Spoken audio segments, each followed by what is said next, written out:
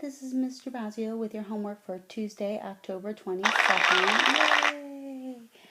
Be sure to watch the tutorial and pause it as needed for complete understanding and solve the problems at the end showing all of your work. Okay, here's a quick little tutorial on how to read a thermometer. Okay, temperature is measured on two basic scales that we refer to, either Celsius or Fahrenheit. The Fahrenheit scale is the most popular in the United States. Its symbol is the F. And temperature is measured in degrees. The lines on most thermometers count by twos. So 90, 92, 94, 96, 98, 100, 102.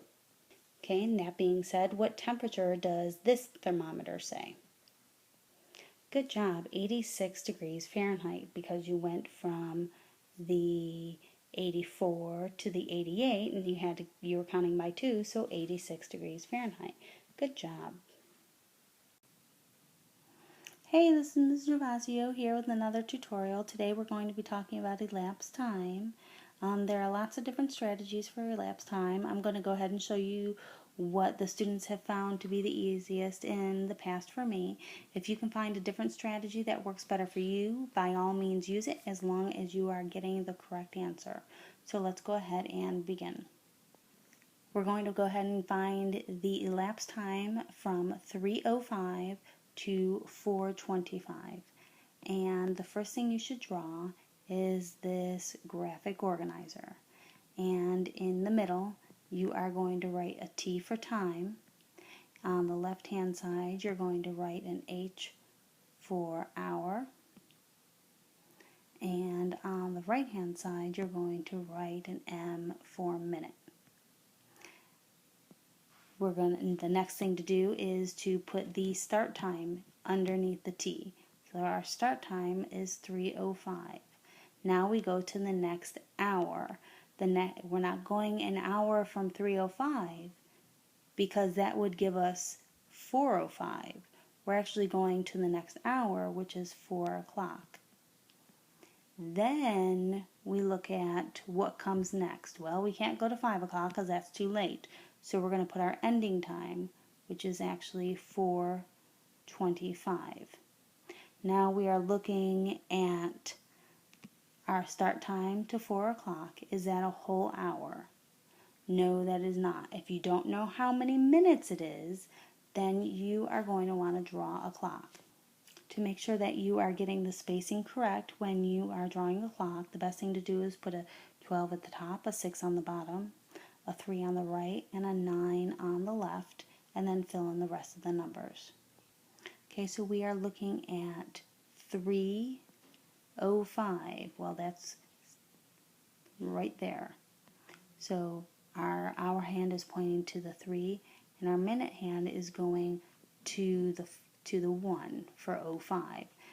And we are counting all the way up to 4 o'clock. So let's see how many minutes it is.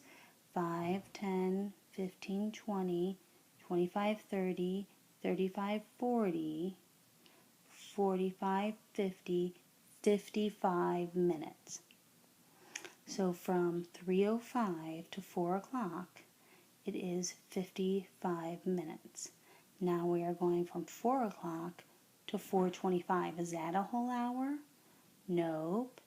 How many minutes is that? That is 25 minutes. Now, right now, we don't have any hours. So we're going to go ahead and count up the minutes. 5 plus 5 is 10.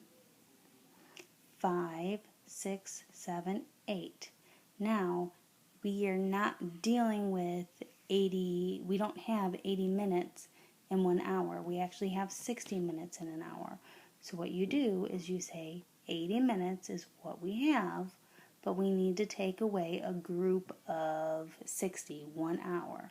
So 0 take away 0 is 0, 8 take away 6 is 2. So we took away an hour. So let's regroup it and bring it on over here. So we have 1 hour. And now after we regroup that, we had 20 minutes left. So now that is what we need to put back over in our minutes column. So we have our elapsed time from 3:05 to 4:25 is 1 hour and 20 minutes. Okay, I'd like you to go ahead and try this one on your own. Figure out the elapsed time from 1:30 to 4:40. So you need to go ahead and create your graphic organizer with T in the middle, H on the left, M on the right for minutes. Go ahead and pause me and figure this out. Okay, so you are hopefully coming back. You've come back from trying it yourself. You wrote on the top your start time, which is 1:30. Then you go to the next hour, which is 2 o'clock. Then you go to the next hour, which is 3 o'clock.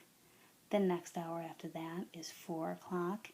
And then we have our ending time, which is 4:40. Now we need to go ahead and figure out from 1:30 to 2 o'clock. Is that a whole hour? Nope, that's minutes. How many minutes is that? If you are not sure, you should be drawing a clock.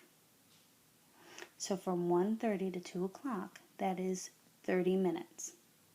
From 2 o'clock to 3 o'clock is 1 hour. From 3 o'clock to 4 o'clock, that's another hour. But from 4 o'clock to 4:40, that is 40 minutes. Now we're going to go ahead and add them up. You start over here in the minutes column. 0 plus 0 is 0. 3 plus 4 is 7. Now, are there 70 minutes in an hour? No. So you have 70 minutes is what we have, but you need to take away 1 hour, which is 60 minutes. So 0 take away 0 is 0. 7 take away 6 is 1. So now we need to regroup. We have our 1 hour, our group of 60 minutes, and we need to bring it over here and add that hour over into the hours column. Now we took away 60 minutes. So how many minutes do we still have left? That's right, we have 10 minutes left. So how many hours do we have? 1, 2, 3 hours and 10 minutes. So our elapsed time from 1:30 to 4:40 is 3 hours and 10 minutes. Yay, good job if you got that one correct. Let's do one last one. I'd like you to go ahead and figure out what the elapsed time from 6:50 to 8:15 is. Go ahead and pause me and then come on back when you have finished it. Alright, so hopefully you went ahead and paused and you tried it on your own. You're back. The first thing you did was create this graphic organizer. You have time, hour, and minute. You put your beginning time, which is 6:50 right there, and then you go to the next hour, which is 7 o'clock. Then the next hour is 8 o'clock, and our finishing time is 8:15. So from 6:50 to 7 o'clock, is that a whole hour? Nope, that's how many minutes? 10 minutes. Then from 7 to 8 o'clock, that's 1 hour. From 8 o'clock to 8:15 is how many minutes? 15 minutes. And then what do? We just add them up. Minutes first. 0 plus 5 is 5. 1 plus 1 is 2. And we don't have any regrouping to do. So our elapsed time from 6:50 to 8:15 is 1 hour and 25 minutes. Awesome job if you got that one correct. Okay, now let's go ahead and figure out a different type of elapsed time problem.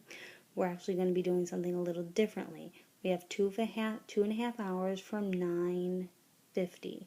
So you still do the same thing. You still go ahead and create that graphic organizer with the time, hours, and minutes.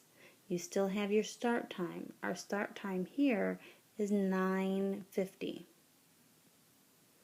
then all we do is we add 2.5 hours. So if we added 1 hour to 9:50, that would give us 10:50.